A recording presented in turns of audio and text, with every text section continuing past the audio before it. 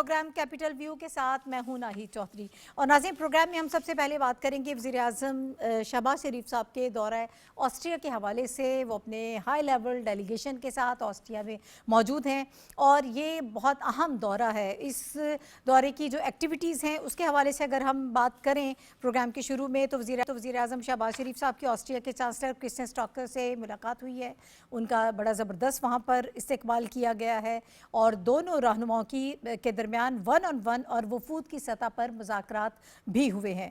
پاکستان اور آسٹریا کی قیادت جو ہے وہ مختلف شعبوں میں اس وقت تعاون کو مضبوط کرنا چاہتی ہے, اس تعاون کو مزید آگے بڑھانا چاہتی ہے. اور اس کے علاوہ وزیر اعظم کی آسٹریا کی بزنس کمیونٹی کو مختلف شعبوں میں سرمایہ کاری کی دعوت بھی دی گئی ہے. اگر اس کو ہم اس طرح سے دیکھیں کہ یورپ کے ساتھ اقتصادی اور سفارتی جو روابط ہیں ان کو بحال کرنے کی کوشش کی جا رہی ہے اس وزٹ کے ذریعے, ان کو مزید مضبوط کرنے کی کوشش کی جا رہی ہے. اور obviously اس کے نتیجے میں جو ہمیشہ سے ہمارا فوکس رہا ہے, ہمارا فوکس یہی ہے کہ ہم ٹریڈ والیوم کو بڑھائیں, تجارت کریں, اور اس کے علاوہ انویسٹمنٹ جو ہے وہ پاکستان میں آنی چاہیے. انرجی سیکٹر ہمارے پاس بڑا اہم ہے جس میں کام ہو سکتا ہے, انویسٹمنٹ بھی ہو سکتی ہے اور آپس میں مل کے اس پہ کام کیا جا سکتا ہے. اور انڈسٹری کے حوالے سے بات کریں تو یہ بھی بہت اہم ہے کہ صنعت میں جو ہے تعاون ہو سکتا ہے, اور پاکستان کی جو پروڈکٹس ہیں ان کو یورپی منڈیوں تک پہنچانا اس وقت ہمارا ایک بڑا اس حوالے سے ایک عزم ہے اس حکومت کا کہ اس پہ کام ہونا چاہیے. اور اس کو صحیح طریقے سے, ایک ایسے طریقے سے کہ وہاں کس طرح سے آپ نے پینیٹریٹ کرنا ہے, آپ نے کس طرح سے تیاری کروانی ہے, یہ سب چیزیں اس وقت پاکستان کی معیشت کو بحال کرنے کے لیے ایک ویژن جو ہے وزیر اعظم صاحب لے کر چل رہے ہیں اور اس کے تحت یہ وزٹ ہو رہا ہے. ہم گفتگو کریں گے کہ یہ کتنا اہم وزٹ ہے. میرے ساتھ جو پینلسٹ پروگرام میں موجود ہیں ان کا انٹروڈکشن میں آپ سے کرا دیتی ہوں.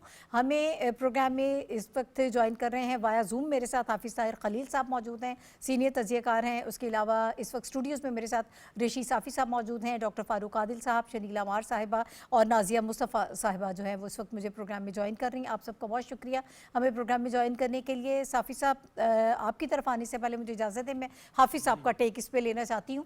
حافظ صاحب, سر یہ کتنا اہم وزٹ ہے, اس کے سگنیفیکنس کو آپ کس طرح سے دیکھ رہے ہیں؟ پھر یورپ کے ساتھ جو تعلقات ہیں ان کو مزید مضبوط کرنے کی کوشش کی جا رہی ہے, یہ جو ویژن ہے گورنمنٹ کا, اس پہ آپ کیا کہیں گے سر؟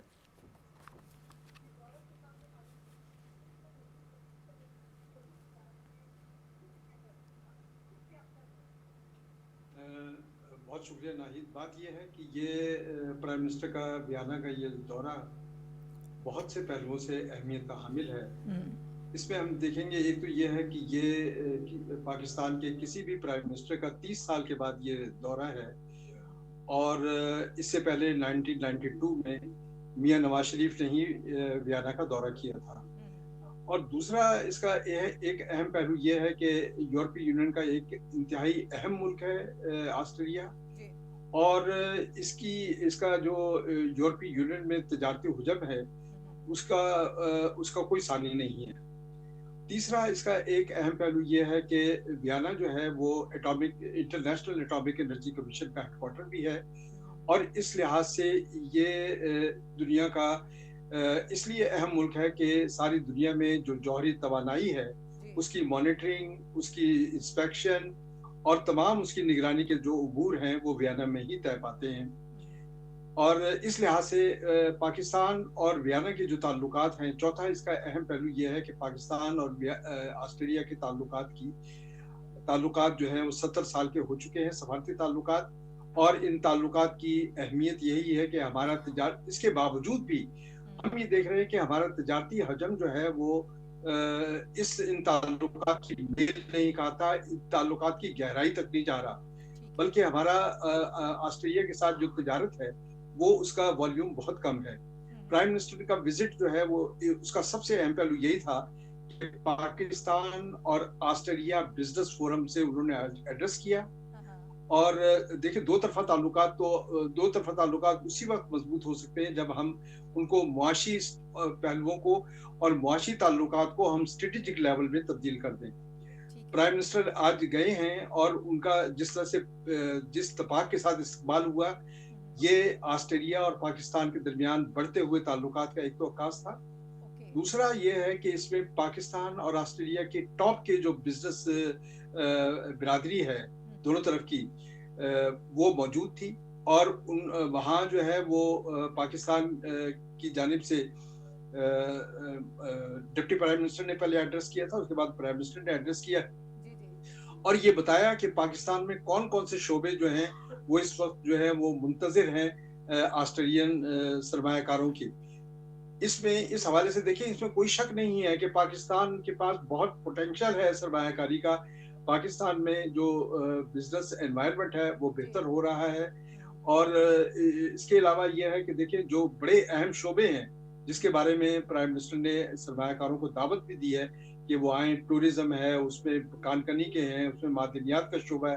پھر اس میں دیکھیں ایک اہم بات یہ ہے، یہ ہمارے تجربے کی بات ہے، ایکسپیرینس کی بات ہے کہ 60% پاپولیشن ہماری وہ زراعت سے وابستہ ہے. اور ہم یہ چاہتے ہیں کہ زراعت کے شعبے میں نہ صرف یہ کہ ہم زراعت کو جو ہے وہ اس کو اس میں کچھ نئی تبدیلیاں لائیں، بلکہ فی ایکڑ پیداوار کی طرف ہم توجہ دے رہے ہیں کہ فی ایکڑ پیداوار جو ہے خواہ وہ شوگر کین کی ہو یا ویٹ کی ہو یا میز کی ہو، جتنی بھی ہماری پیداوار ہو رہی ہے تو وہ پاکستان الحمدللہ اس لحاظ سے بہت پوٹینشیل ہے کہ پاکستان دنیا کا 5واں بڑا ملک ہے جو دودھ کی پیداوار میں ہے، گنے کی پیداوار میں 5واں بڑا ملک ہے، کھجور کی پیداوار میں 8واں بڑا ملک ہے.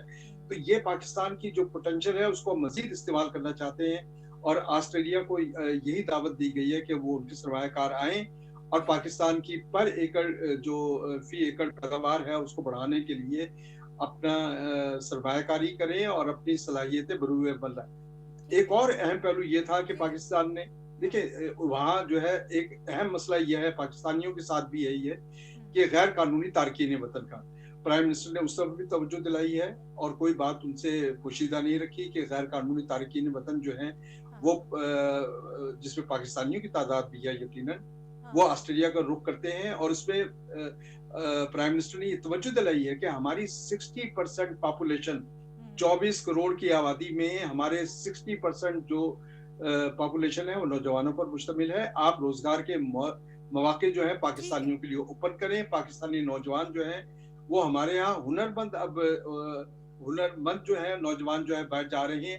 آپ ہمیں مواقع ہمارے ان کے نوجوانوں لیے کو فراہم کریں. اپرچونیٹیز کریٹ کریں. آبویسلی یہ آپ نے بڑا کمپریہنسو ایک انالیسس دیا ہے سر. میں چاہوں گی کہ مزید آپ کی ہی باتوں کو ہم آگے بڑھا لیتے ہیں. صافی صاحب جو ایم او یوز سائن ہوئے ہیں، ویسے تو حافظ صاحب نے جس طرح سے بڑے ڈیٹیل میں ان چیزوں کا ذکر کیا ہے، میں یہ چاہوں گی کہ آپ اس بات پہ ہمیں بتائیں کہ جو ایم او یو سائن کیے ہیں پریکٹیکلی اگر دیکھا جائے تو کیا ٹائم لائن ہے، کب تک آپ یہ سمجھتے ہیں کہ اس کے اوپر عملی طور پر امپلیمنٹیشن ہوگی؟ پھر اوورآل جو ہم یہ بات کر رہے ہیں یورپی منڈیوں تک رسائی کی ہماری مصنوعات کی، یہ ایک بڑی اہم چیز ہے. اس کے لیے بھی آبویسلی اس رسائی کو بڑھانے کے لیے ٹیرف، معیار، سرٹیفکیشن، یہ ساری چیزیں جو ہیں یہ اس کے لوازمات ہوتے ہیں، اس پر بات ہوئی ہوگی. آپ ذرا اس حوالے سے ہمیں تھوڑا سا مزید ڈیٹیلز شیئر کیجیے گا. آپ کا شکریہ ناہید.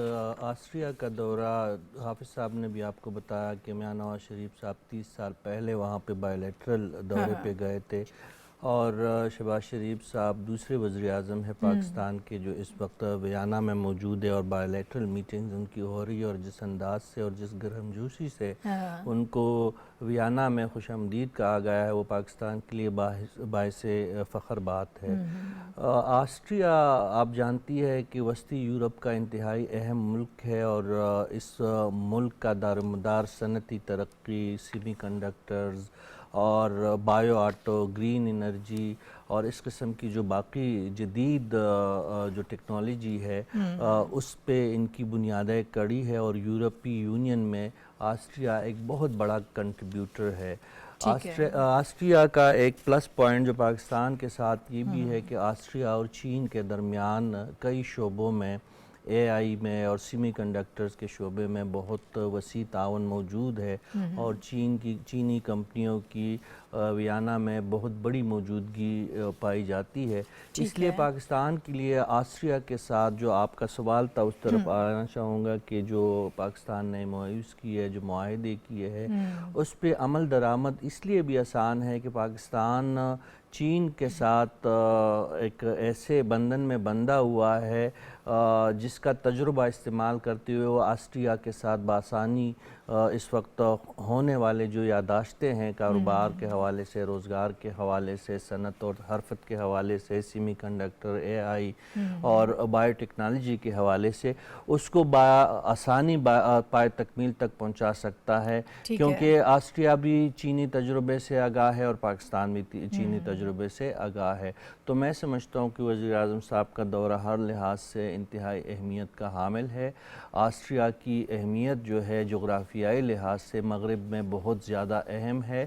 آسٹریا وہ ملک ہے جو مشرقی یورپ اور مغربی یورپ کو جوڑتا ہے۔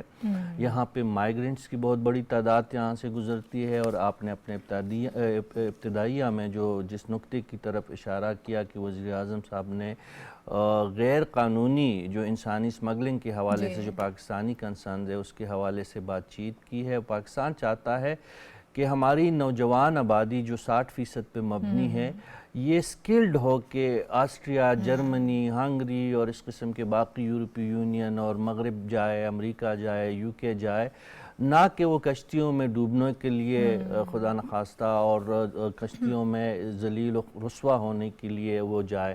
تو یہ میری نظر میں اس دورے کے نتیجے میں ہم یہ کر سکتے ہیں کہ مستقبل میں پاکستان اور آسٹریلیا کے بیچ میں سکلڈ ورکر، آسٹریا کے بیچ میں سکلڈ ورکرز کا تبادلہ، اور اس کے ساتھ جو جدید ٹیکنالوجی ہے اس سے ہم آسٹریا کے تجربات سے کافی فائدہ اٹھا سکتے ہیں۔ ابھی اس حوالے سے ہماری گفتگو جو ہے وہ جاری رہے گی۔ ایک بریک مجھے لینا ہے، بریک کے بعد واپس آتے ہیں۔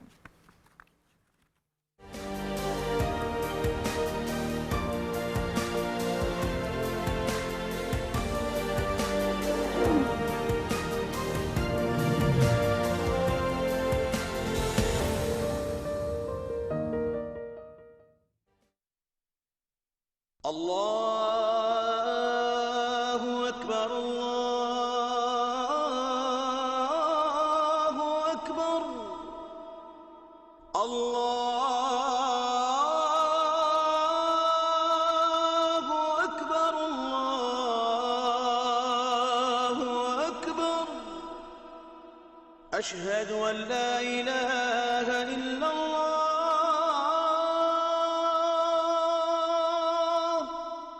اشہد ان لا الہ الا اللہ،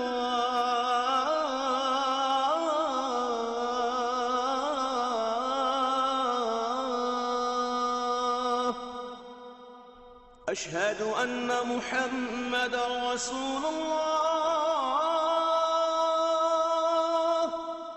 اشہد ان محمد رسول اللہ،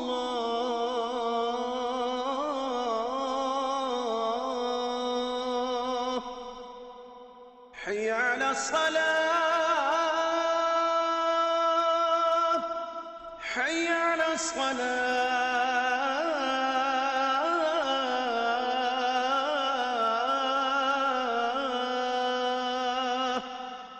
حی علی الفلاح، حی علی الفلاح،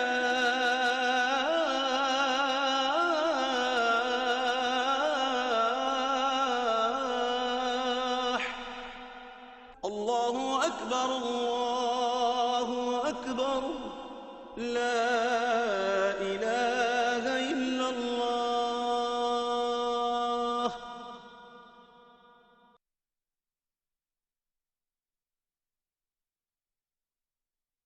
اللهم صل على محمد وعلى آل محمد كما صليت على إبراهيم وعلى آل إبراهيم إنك حميد مجيد۔ اللهم بارك على محمد وعلى آل محمد كما باركت على إبراهيم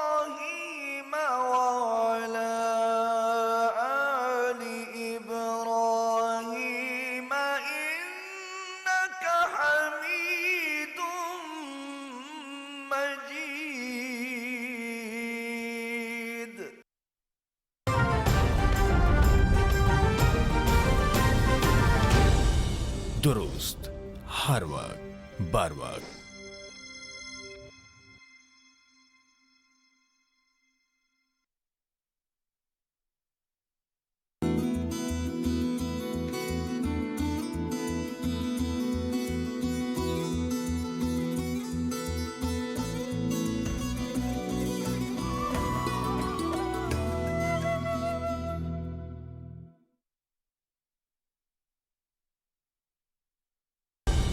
दुरुस्त हर वक्त बर वक्त।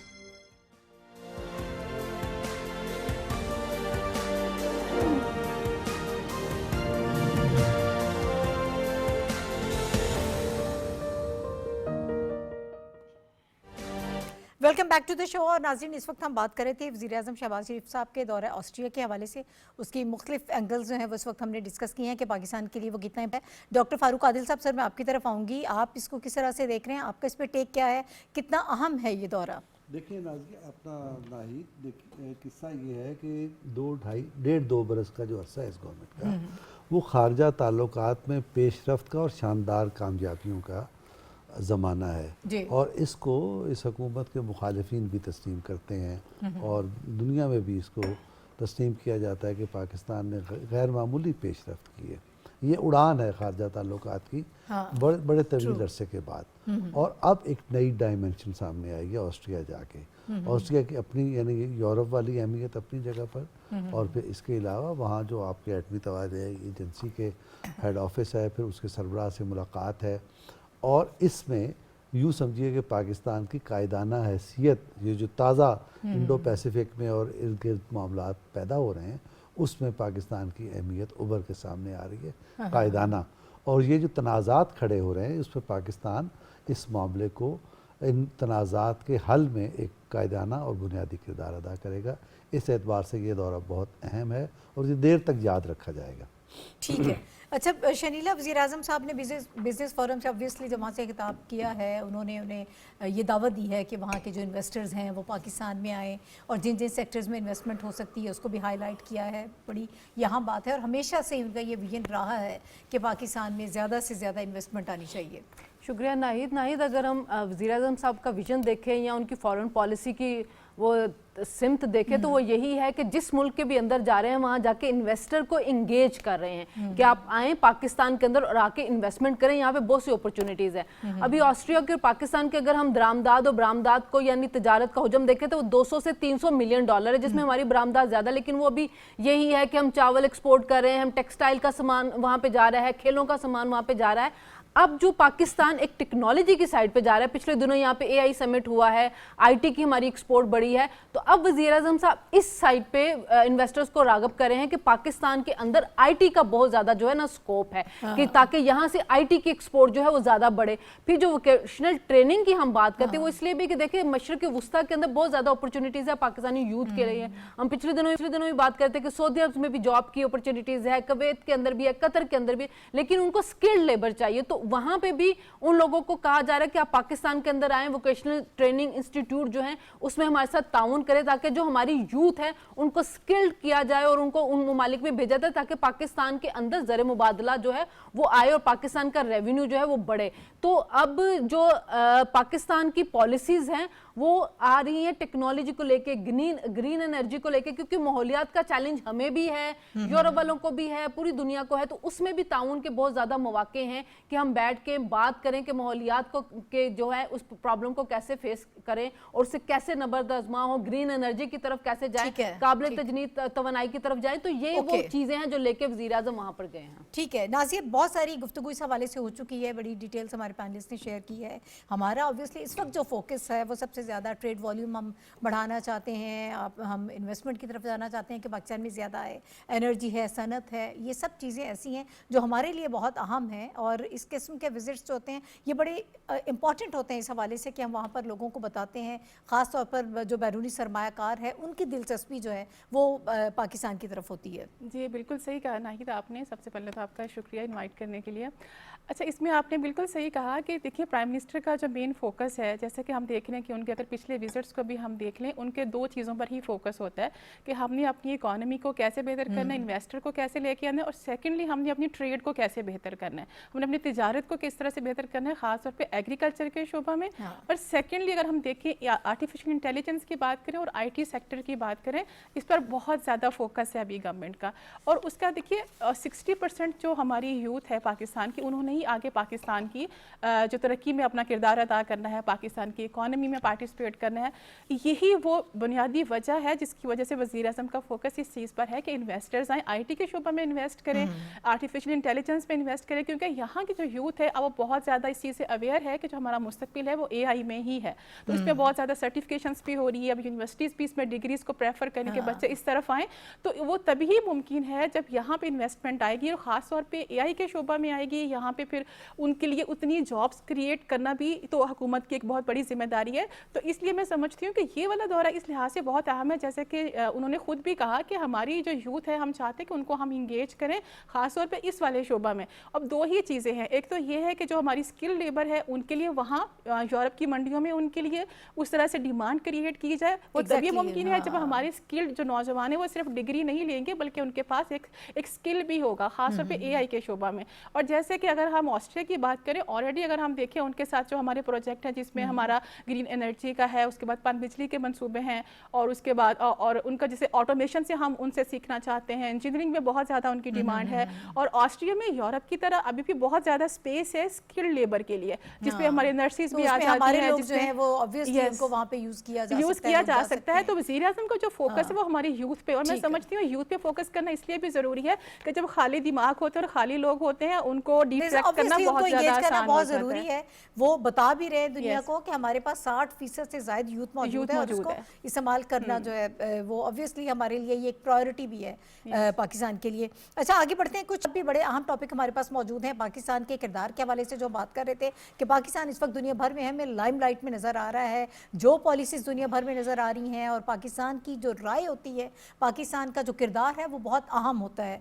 इसी तरह से एक और बड़ा अहम टॉपिक है जिसमें बात करेंगे पाकिस्तान की मकबूजा मगरबी किनारे में इसराइल के गैर कानूनी इक़दामात की शदीद मजम्मत जो है वो इस वक्त सामने आई है। और पाकिस्तान ने मगरबी किनारे में यहूदी बस्तियों के फैलाव और फ़लस्तीनी ज़मीन को नाम नहाद रियासती मलकियत में तब्दील करने के फ़ैसले को कंडेम किया है, उसकी शदीद मजम्मत की है। और इसके अलावा अगर हम यहाँ पर बात करें, इस वक्त जो इक़दामात किए जा रहे हैं, जो पाकिस्तान एफर्ट्स कर रहा है अपने फ़लस्तीनी बहन भाइयों के हवाले से, जो शुरू से हमारा एक स्टैंस रहा है, पाकिस्तान उसके ऊपर कायम है। गज़ा बोर्ड ऑफ पीस में भी पाकिस्तान की जो शमूलियत है वो इसी ख्याल के तहत है, इसी स्टैंस के तहत है कि ताकि हम वहाँ पर अपने फ़लस्तीनी बहन भाइयों के लिए कुछ कर सकें, कोई प्रैक्टिकल अप्रोच में कोई ऐसा हमारा वहाँ पर किरदार हो जिसका हमें कोई आउटकम भी नज़र आए।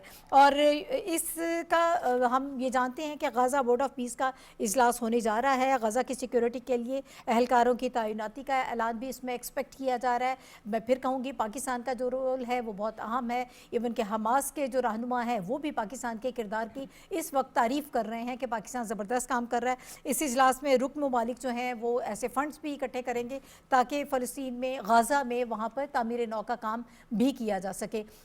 इस पर हम चाहेंगे कि प्रोग्राम में बात करें और हमारे पैनलिस्ट अपनी राय दें। साफ़ी साहब, ये कितना अहम कदम है? जी देखिए, पाकिस्तान का फ़लस्तीनी रियासत के हवाले से और फ़लस्तीनी तनाज़े के हवाले से बहुत वाज़ेह मौक़िफ़ है कि 2 रियासती हल, और 2 रियासती हल भी वो जिसका जो फ़लस्तीनी रियासत हो उसका सदर मुकाम यरूशलेम हो। ये जो मगरबी किनारे पे अभी जारहियत हुई है और मज़ीद जो दरअंदाज़ी कर रहा है इसराइल, इसकी पाकिस्तान ने कुल अल्फाज में मज़म्मत भी की है। और इस हवाले से पाकिस्तान इंगेज कर रहा है सऊदी अरब, तुर्की, कतर, मिस्र और अमेरिका जैसे ममालिक को। यकीनी तौर पर इसमें जब वज़ीर आज़म साहब 19-20 को न्यूयॉर्क, वाशिंगटन DC में गज़ा पीस बोर्ड के इजलास में शरीक होंगे तो पाकिस्तान इस बात का इआदा ज़रूर करेगा। पाकिस्तान ने हमेशा से फ़लस्तीन की आज़ादी, फ़लस्तीनियों के हुकूक़ की बात की है, और ये इस बात की गमाज़ी है कि पाकिस्तान का बावजूद अमेरिका से करीबी ताल्लुक़ और गज़ा बोर्ड में शमूलियत के फ़लस्तीनी रियासत के क़याम के हवाले से और फ़लस्तीनियों के हुकूक़ के हवाले से सरकारी मौक़िफ़ में कोई तब्दीली नहीं आई है।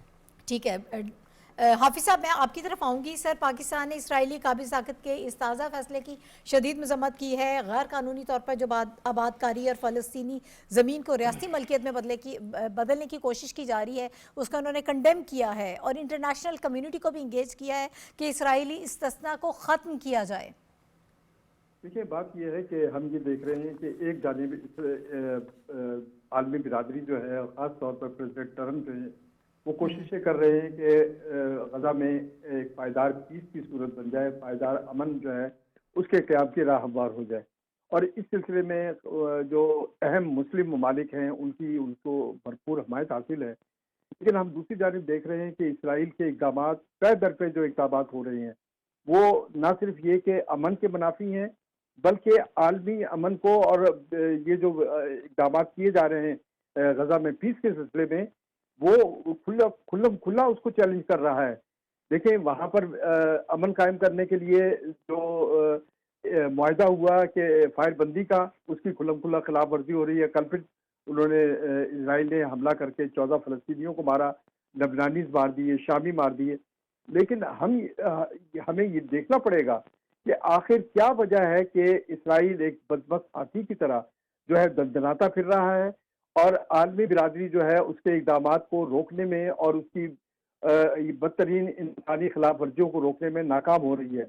इस वक्त जबकि गज़ा पीस बोर्ड का इजलास मुनक़िद हो रहा है और ये सारी दुनिया को पता है कि ये गज़ा पीस बोर्ड जो है, इसमें तमाम अहम ममालिक, जिसमें मुस्लिम ममालिक भी शामिल हैं और दीगर ममालिक भी शामिल हैं, वो बैठे हुए हैं और वो कोशिश कर रहे हैं कि गज़ा में एक ऐसा पायदार अमन कायम हो जाए कि वहाँ न सिर्फ ये कि फ़लस्तीनियों को सुकून मिल सके, बल्कि उनकी मुस्तकिल रहाइश के लिए भी इंतज़ामात और मुस्तकिल तामीर के भी इंतज़ामात मुकम्मल किए जा सके। लेकिन उसके बावजूद हम देख रहे हैं कि इसराइल जो है न सिर्फ ये कि मुसलसल खिलाफ वर्जी कर रहा है, बल्कि अब उसने मकबूजा इलाके को अपनी रियासत बनाने की भी तवज्जो दी है। ठीक है। अच्छा डॉक्टर साहब, गज़ा पीस ऑफ बोर्ड के इजलास होने जा रहा है, पाकिस्तान के किरदार को आप किस तरह से देखते हैं? हम किस इजलास में शमूलियत के बाद कितनी मजबूत है हमारी हैसियत कि हम अपने फ़लस्तीनी बहन भाइयों के लिए प्रैक्टिकली कुछ कर पाएंगे? इसराइल के ताज़ा इक़दाम ने एक बार फिर साबित कर दिया है कि पाकिस्तान और मुस्लिम दुनिया ने एक साथ मिल के जो इक़दाम किए थे, वो 8 ममालिक जो मिल के मिले थे, फिर उसके नतीजे में एक एक्टिविटी शुरू हुई, फिर गज़ा पीस बोर्ड बना। तो ये सारे इक़दामात की तायीद करता है ये वाक़या कि इस मामले को, देखिए, अक़वाम मुत्तहिदा आज तक इसको हल नहीं कर पाई, किसी और फोरम पे नहीं हल। तो जो दुनिया का जो भी कोई फोरम बन रहा है उसमें हमें जाना चाहिए, बात करनी चाहिए और अगर ट्रम्प साहब या कोई और भी इस मसले को हल करने में दिलचस्पी लेता है तो उसका साथ देना चाहिए, ना कि बाइकआउट करके घर बैठ जाए और ये कहें कि नहीं ये कोई हल नहीं है। आपको हर फोरम पर, हर बैनुल अक़वामी फोरम पर अपनी एफर्ट पुट करनी है और अपने मकासद के लिए आगे बढ़ने का रास्ता तलाश करना है। यही पाकिस्तान की पॉलिसी है, यही आलमी इस्लाम की पॉलिसी है और इस वाक़े ने, यानी वेस्ट बैंक वाले वाक़े ने इस पॉलिसी पर मोहर तस्दीक सबत कर दी। ठीक है। ये जो रिसेंट इवेंट, ये जो वाक़या है जिसकी हम बात कर रहे हैं शनीला, ज़मीन की रजिस्ट्रेशन का अमल जो है ये 1967 के बाद पहली बार दोबारा शुरू किया जा रहा है। तो ये इस हवाले से भी मैं चाहूँगी कि आप अपनी राय दीजिएगा। ओवरऑल जो पाकिस्तान के एफर्ट्स हैं उनको आप किस तरह से देख रही हैं? बात ये नाहिद कि जिस वक्त पाकिस्तान इस पीस बोर्ड में शामिल हो रहा था तो बहुत ज़्यादा प्रोपेगेंडा किया जा रहा था और उसके ऊपर तनकीद की जा रही थी। लेकिन आज जो इजराइल के इक़दामात हैं जो सामने नज़र आ रहे हैं कि जो उनका 1948 से जो उन्होंने गासबाना कब्जा जो है स्टार्ट किया हुआ है वहाँ पर और अब उसको बढ़ाते जा रहे हैं, तो वहाँ पे एक ऐसी आवाज़ का होना बहुत ज़रूरी था जो फ़लस्तीनियों के हक में बात कर सके। पाकिस्तान की तो एक स्टेटिव पोजीशन है और पाकिस्तान पहले दिन से ये कह रहा है कि 2 रियासती फार्मूला होना चाहिए, फ़लस्तीनियों का अपना एक वहाँ पे मुल्क होगा, इसराइल का होगा, फिर ही वहाँ पे अमन कायम हो सकता है। ये नहीं हो सकता कि इसराइल के गाज़बाना कब्जे को माना जाए। अमन तो कायम अब हो गया है कि जंग बंदी हो गई है, अमन कायम हो रहा है, लेकिन उससे आगे भी है कि इसराइल को वहाँ से इन्हला हो और वहाँ पे फ़लस्तीनियों की हुकूमत जो है वो कायम हो। तो आज उस बोर्ड में अगर वो शामिल है तो ये जो एक तरफा इक़दामात हो रहे हैं इसको रोका जा सकता है, क्योंकि अगर पाकिस्तान जैसी तवाना आवाज़ें वहाँ पे नहीं होंगी और ऐसे लोग ज़्यादा वहाँ पे आ जाएंगे कि जो इसराइल का मौक़िफ़ ज़्यादा उनके ऊपर हावी हो जाएगा, तो फिर वो वन साइडेड चीज़ें चलनी शुरू हो जाएंगी। क्योंकि देखिए पाकिस्तान के जो भी मौक़िफ़ है उसकी हमेशा फ़लस्तीन ने भी तायद के। पिछले दिनों फ़लस्तीन के वज़ीर-ए-आज़म जब हमारे वज़ीर-ए-आज़म से मिले तो उनका शुक्रिया अदा कर रहे थे اور کہ آپ ہماری جس طرح حمایت کر رہے ہیں اور جس طرح غیر متزلزل حمایت ہماری کر رہے ہیں اس کی وجہ سے، تو آج یہ ثابت ہو رہا ہے کہ پاکستان کی فارن پالیسی بالکل صحیح ڈائریکشن میں جا رہی ہے، فلسطینیوں کے حق میں جا رہی ہے، اور اسرائیل کے غاصبانہ قبضے کو روکنا بہت زیادہ ضروری ہے۔ ٹھیک ہے نازیہ، یہ جو اس وقت فیصلہ کیا گیا ہے اسرائیل کی جانب سے، فلسطینی اتھارٹی کے صدر جو ہیں محمود عباس، وہ ان کے دفتر نے اس فیصلے کو بین الاقوامی قانون کی کھلی خلاف ورزی قرار دیا ہے۔ اس عملی الحاق کے حوالے سے انہوں نے عالمی برادری اور خاص طور پر امریکہ، UN کو بھی یہ کہا ہے، ریکویسٹ کی ہے کہ فوری طور پر وہ انٹروین کریں اور اس معاملے کو ختم کیا جائے۔ جی بالکل انٹروین کرنا چاہیے۔ دیکھیے غزہ پیس پروجیکٹ جو بنا تھا اس کے بعد کے جو سارے معاملات آپ دیکھ لیں کہ پاکستان کی اگر ہم بات کریں، پاکستان تو شروع سے ہی بہت اسٹیٹ فارورڈ ان کی پالیسی ہے فلسطین کے معاملے کو لے کے، اس میں کوئی دو رائے نہیں ہے۔ دو ریاستی جو حل ہے وہی اس کا ایک سلوشن ہے، اس کے علاوہ اور کوئی اس کی دوسری بات تو ہو نہیں سکتی ہے۔ بٹ یہ ہے کہ باقی امریکہ اور دوسرے ممالک کو بھی دیکھنا چاہیے کہ اسرائیل کو کس طرح سے روکا جا سکتا ہے یہ جو خلاف ورزیاں ہو رہی ہیں، کیونکہ جب تک یہ نہیں رکیں گی پیس کس طرح سے قائم ہو سکتا ہے، معاملات آگے نہیں چل سکتے ہیں۔ تو پاکستان نے ہمیشہ اسی موقف پہ قائم رہا ہے کہ پاکستان اپنے فلسطینیوں کے ساتھ کھڑا ہے اور وہاں پہ امن قائم ہونا چاہیے، دو ریاستی حل ہی وہاں پہ ایک سلوشن ہے اور کوئی اس کا کوئی حل نہیں ہے، اور نہ ہی وہ خاص طور پر ہمیں قابل قبول ہے۔ جی بالکل اسی طرح سے اپنے اسی جو ہمارا اسٹانس ہمیشہ سے رہا ہے اسی کو دہراتے ہیں، اور اسی کے حوالے سے ہم آگے کام بھی کرنا چاہ رہے ہیں۔ بنگلہ دیش کے حوالے سے بھی، ہمسائے ملک کے حوالے سے ہم نے بات کرنی ہے۔ ریسنٹلی وہاں پر انتخابات ہوئے ہیں، بڑا زبردست یہ سارا پروسیس جو ہے وہ مکمل ہوا ہے، تو ہم یہ چاہتے ہیں کہ ان کے جو وزیر اعظم کی حلف برداری کی تقریب ہے اس کے حوالے سے بات کریں۔ پاکستان کو انوائٹ کیا گیا تھا، وزیر اعظم صاحب چونکہ ملک میں موجود نہیں ہیں تو وفاقی وزیر احسن اقبال صاحب جو ہیں وہ پاکستان کی نمائندگی کریں گے۔ حکومت سازی کا عمل جو ہے وہ شروع ہونے جا رہا ہے، اور جو اس وقت وہاں پر ہمیں چیلنجز نظر آ رہے ہیں، جو اس وقت وہاں پر چیزیں ہوتی ہوئی نظر آ رہی ہیں، اس کے حوالے سے ہم یہاں پروگرام میں اپنی گفتگو میں اس کو شامل کریں گے۔ اور جو ممکنہ وزیر اعظم ہے وہ جس طرح سے BNP جو ہے وہ 209 نشستیں لے کر کامیاب ہوئی ہے، 2/3 اکثریت جو ہے وہ ان کی وہاں پر بن رہی ہے، تو obviously وہ زیادہ بہتر طریقے سے چیزوں کو لے کر چل پائیں گے۔ اسی حوالے سے میں چاہتی ہوں ہمارے پینلسٹ بات کریں گے۔ حافظ صاحب میں آپ کی طرف آؤں گی، سر یور ٹیک آن اٹ۔ دیکھیے پاکستان کے لیے یہ باعث سرد موقع ہے کہ بنگلہ دیش میں جمہوری عمل جو ہے وہ پوری آب و تاب کے ساتھ بحال ہوا ہے۔ 30 سال کے بعد یہ پہلا موقع ہے کہ بنگلہ دیش کے انتخابات میں ایک بھی ہلاکت نہیں ہوئی، ایک بھی شخص کی جان نہیں گئی اور نہ ہی کوئی زخمی ہوا۔ پیسفل انتخابات جو ہے بنگلہ دیش کی تاریخ میں یہ پہلے انتخابات تھے۔ دوسرا یہ تھا کہ یہ پہلے انتخابات ہیں جس میں تمام پارٹیوں نے اس جمہوری عمل کو آگے بڑھایا ہے، خاص طور پر وہ پارٹیاں جو کہ حسینہ واجد کے دور میں زیر اعتاب رہی ان کو تقریباً کالعدم قرار دے دیا گیا تھا۔ آج وہ تمام پارٹیاں جو ہیں وہ تمام جمہوری عمل میں آگے بڑھی ہیں۔ اور تیسرا اس کا اہم پہلو یہ ہے جو سب سے امپورٹنٹ میں سمجھتا ہوں کہ ایشیا میں ایک دوسرا لاہوری وزیر اعظم جو ہے وہ بننے جا رہا ہے، کل اس کا اوتھ ہوگا، اور کیونکہ طارق رحمان کی ولادت جو ہے لاہور میں ہوئی تھی۔ جی بالکل بالکل بالکل۔ اچھا، اور بڑے عرصے بعد بنگلہ دیش میں ایک مرد وزیر اعظم بننے جا رہا ہے، یہ بھی ایک بڑی زبردست قسم کی بات ہے۔ جی صافی صاحب یور ٹیک سر۔ جی بہت تاریخی لمحہ ہے، غالباً کل ہی سے نئی حکومت جو BNP کی قیادت میں بننے جا رہی ہے، طارق رحمان صاحب غالب امکان یہی ہے کہ وہ بنگلہ دیش کے نئے وزیر اعظم ہوں گے۔ واقعی ایک تاریخی موقع ہے، خصوصاً بنگلہ دیش کے عوام کے لیے اور BNP کے لیے۔ چوتھی مرتبہ انہیں اقتدار ملا ہے، اس سے پہلے ان کی والدہ 3 مرتبہ بنگلہ دیش کی وزیر اعظم رہی ہے۔ طارق رحمان صاحب کے سامنے بہت بڑے چیلنجز ہے، جس میں نوجوانوں کو مطمئن کرنا، نوجوانوں کے لیے روزگار کے مواقع پیدا کرنا، قرض جات کا جو بڑھتا ہوا حجم ہے اس کو کم کرنا، اور سب سے بڑا چیلنج انڈیا کی پراکسی کا مقابلہ کرنا اور علاقائی طور پر بنگلہ دیش کی سلامتی کو یقینی بنانا اور سیاسی استحکام لانا ان کے لیے بڑے چیلنجز ہے۔ ہماری تو دعا ہے کہ بنگلہ دیش کی جو منتخب حکومت اپنی مدت بھی پوری کرے اور اپنے عوام کے توقعات پر بھی پورے اترے۔ جی ڈاکٹر صاحب سر۔ دیکھیے یہ بنگلہ دیش میں جو انقلاب آیا اس کے بعد انقلاب ہی کی طرح سے الیکشن ہوئے اور اس کے بعد اب حکومت بن رہی ہے، تو یہ سارے میسیجز یہ ہیں کہ سب کانٹیننٹ میں इंडियन प्रॉक्सीज का ज़माना ख़त्म हो गया है। हसीना वाजिद इंडिया की सबसे बड़ी प्रॉक्सी थी बांग्लादेश में, जी, जिसने बिल्कुल। बांग्लादेश को कॉलोनी बना के रख दिया, बांग्लादेश की सियासी जमातों को, बांग्लादेश के अवाम को और उनके वसाइल को हड़प कर लिया गया। तो ये जो इलेक्शन है, ये जो लीडरशिप सामने आ रही है, चाहे वो हार गई हो चाहे वो जीत गई हो, वो इस बात पर मुत्तफिक है कि अब हम बांग्लादेश को प्रॉक्सी नहीं बनने देंगे। तो ये एक नया उभरता हुआ सूरज है सब कॉन्टिनेंट में, जिसमें इंडिया का सूरज गुरूब हो रहा है और दीगर ममालिक का जिसमें पाकिस्तान, इंडिया, चाइना, इनका सूरज तुलू हो रहा है।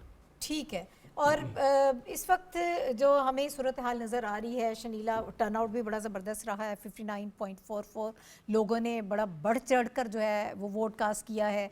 फिर उसके अलावा अब फौरी तौर पर जो है, जैसे डॉक्टर साहब ने बात की कि जो इनकलाब, उसके बाद हमने देखा इनकलाबी तौर पर ही वहाँ पर इलेक्शन भी हो गया, बड़ा सारा वो स्मूथ हमें सारा प्रोसेस नज़र आया है। अब ये बताया जा रहा है कि जो मुतवक्को काबीना है 30 वज़रा पर मुश्तमिल जो काबीना उनकी होगी, और नए चेहरे भी इसमें शामिल हैं, पुराने लोग ऑब्वियसली इसमें शामिल हैं, लेकिन नए लोगों को भी इसमें मौका दिया गया है ताकि हम ज़्यादा बेहतर तरीके से काम कर सकें। ओवरऑल इस वक्त बांग्लादेश की तरक्की जो है उसको मद्देनज़र रखा जा रहा है, और ख़ास तौर पर हमने देखा कि वोट जब कास्ट किया जा रहा था उस वक्त भी एंटी इंडिया सेंटिमेंट जो है वो बहुत वहाँ पर प्रोमिनेंट था।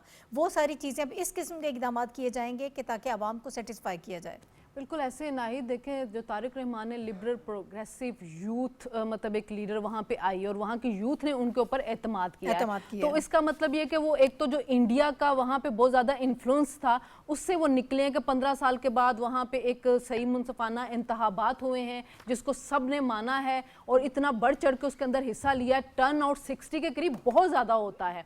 और यही है कि उनकी पॉलिसीज या जो मंशूर उन्होंने दिया था आवाम ने उसके ऊपर एतमाद किया। अगर हम खालिदा ज़िया की पॉलिसीज को भी देखें तो बीएनपी का ये कि उसका इंडिया की तरफ इतना झुकाव नहीं रहा है। उनका तजारती तौर पे पानी के ऊपर बहुत सी चीज़ों के साथ उनके साथ मसले रहे हैं, वो ज़्यादातर पाकिस्तान और मुस्लिम ममालिक की तरफ अपना झुकाव रखते हैं। तो तारिक रहमान का भी यही है कि एक तो सुना भी है कि उन्होंने कहा कि इंडिया से बाज़ाब्ता कहा भी जाएगा कि वो हसीना वाजिद को उनके हवाले किया जाए, और फिर बड़ा उन लोगों ने मुश्किलात भी देखी थी हसीना वाजिद के दौर के अंदर। तो वो चाहेंगे कि हम अपनी पॉलिसीज़ को प्रोग्रेसिव रखें, इंतकामी ना रखें, और हम पाकिस्तान और दूसरे ममालिक के साथ ताल्लुकात बेहतर रखें, क्योंकि उनकी आवाम ने इंडियन जो इन्फ्लुएंस है उसको मुस्तरद करते हुए उनको वोट दिया, क्योंकि उनकी माजी की पॉलिसीज कभी भी इंडियन इन्फ्लुएंस नहीं रही है। तो यही नजर आ रहा है कि इंडिया की जो हेजमनी थी, जो बांग्लादेश के जरिए वो चीज़ों को कंट्रोल कर रहे थे, वो आहिस्ता आहिस्ता खत्म होगी, और ये जो मुस्लिम ममालिक है इनका असर और रसूख है वो ज़्यादा मजबूत होगा और बढ़ेगा। ठीक है। और पाकिस्तान के साथ नाज़िया ख़ास तौर पर जो ताल्लुकात हैं, हमने देखा है कि जैसे ही हालात वहाँ पर बदले हैं आपस में कुर्बतें बहुत ज़्यादा बढ़ गई हैं। पीपल टू पीपल जो कांटेक्ट की हम बात करते हैं, अवाम तो हमेशा से एक दूसरे के करीब थे, लेकिन वहाँ पर जो एक मौजूद हुकूमत थी, जो इंडिया के इन्फ्लुएंस हमें नज़र आई, उन्होंने जो हालात ख़राब किए हुए थे वो चीज़ें हमें बिल्कुल मुकम्मल तौर पर उसमें वहाँ पर तब्दीली नज़र आ रही है।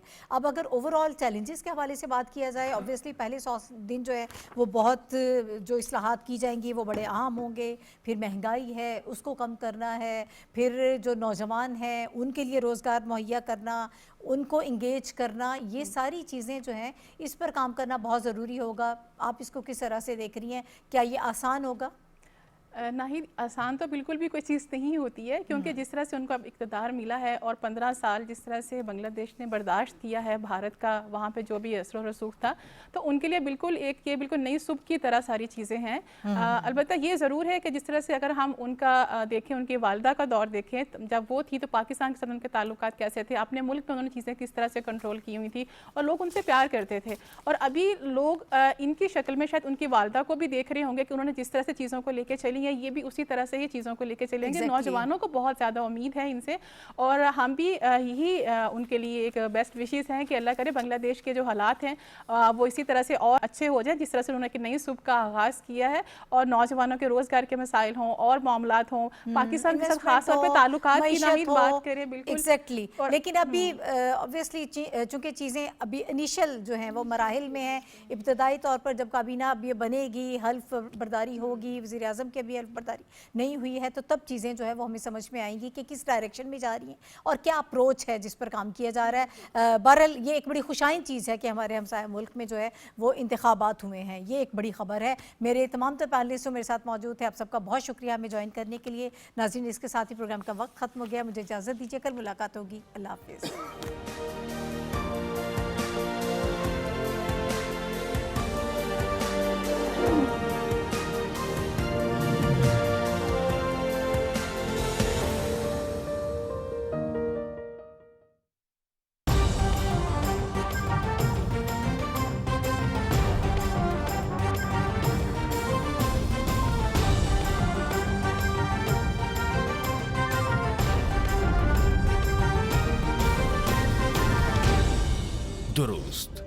हर वक्त बर वक्त